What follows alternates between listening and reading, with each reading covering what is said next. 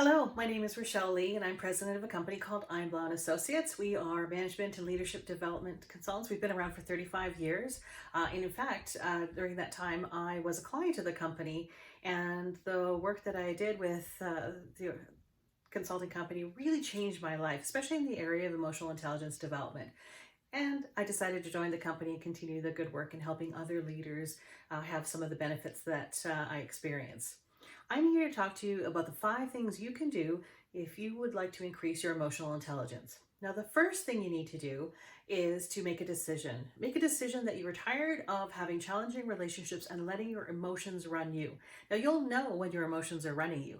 You get heated, your blood starts to feel like it's boiling, you can't think straight, you can't listen to what the other person has to say, and it sometimes becomes like this ball of string you can't find the end of. So if you want to change that, that's the first thing you need to do is make a decision that you've had enough. The second step is to admit and accept that you can only control yourself. And that's the compelling reason to spend time on developing your emotional intelligence competencies, because the work that you do there is going to pay off very well in your relationships and your interactions. People will still do what they do, but you will have some skills and some choices in the moment that you'll be able to use practically to impact the success of your interactions with others. The third step, if you want to increase your emotional intelligence, is to find an advisor or a mentor or a coach that's going to be completely honest with you about how your emotions and your interactions with others is impacting your life and your success. Now, some people say to me, that's no problem, Rachelle. My spouse and I have a great relationship. We communicate well. They'll be completely honest with me about what I'm doing and give me feedback. Or here's something else we hear a lot of is my staff and I have been working together for a long time. They'll give me completely honest feedback. I know I can trust them to do that. And I'm here to tell you that that's just not true. And the reason is because it puts the relationship at risk. It's difficult for people to give you the level of honest feedback that you're going to need to be able to develop your emotional competencies. And so that's why people pay coaches, because coaches are paid to be completely honest and objective and to have your success at the center of everything that they talk to you about. Once you have that person in your court, the fourth step is to learn all you can about emotional intelligence competencies and skills and which ones you might want to develop. Now, there's a certain set of skills to master emotional intelligence, and I'm sure some of those you are already doing really well. You wouldn't have gotten to this stage of your life if you didn't.